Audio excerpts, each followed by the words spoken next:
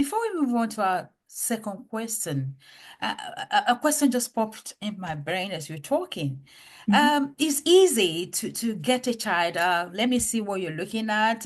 What social media platform are you on? That's kind of a thing. But when you have a teenager, when you have a 17-year-old, 15-year-old, and because the moment you ask them, can I see what you're Mom, nothing, nothing. They just, how do you manage that? How do you manage? How do you coerce them? Or is it coerce? I don't even know if that's the right word to use.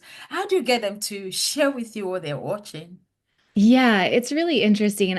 We always talk about using everyday media as a point of conversation. So it might just be, how about that Super Bowl halftime show? What did you think about that? What are things going on in the media? What about those lyrics on that song? Like, can we discuss that and talk about those things?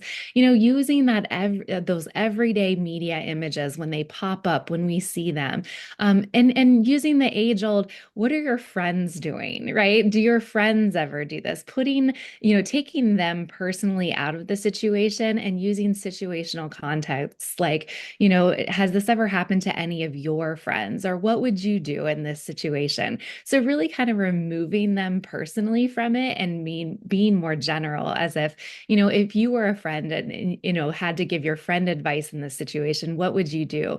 Just to start those conversations to remove them, because your 15, 16, 17-year-old might not show you what they're doing on social media, but you can use scenarios that remove them from it.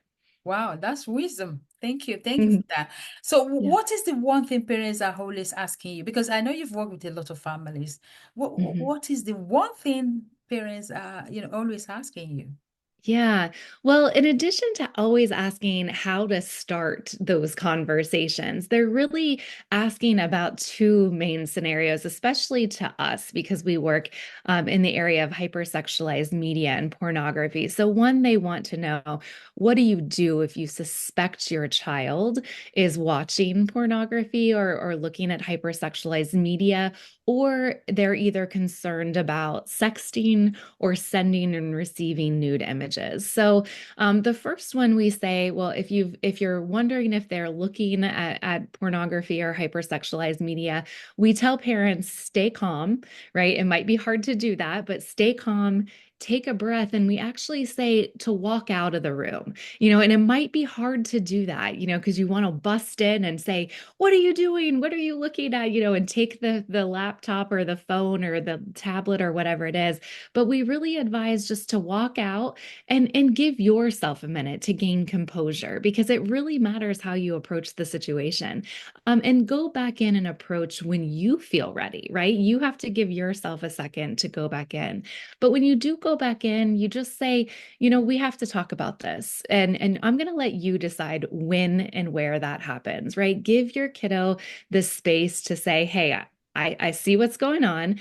We've got to talk about it, and I'm going to let you decide when that is. And that might be in an hour, or that might be tomorrow, but that it's going to happen, right? And then when you do have that conversation, ask them how they feel about what they saw.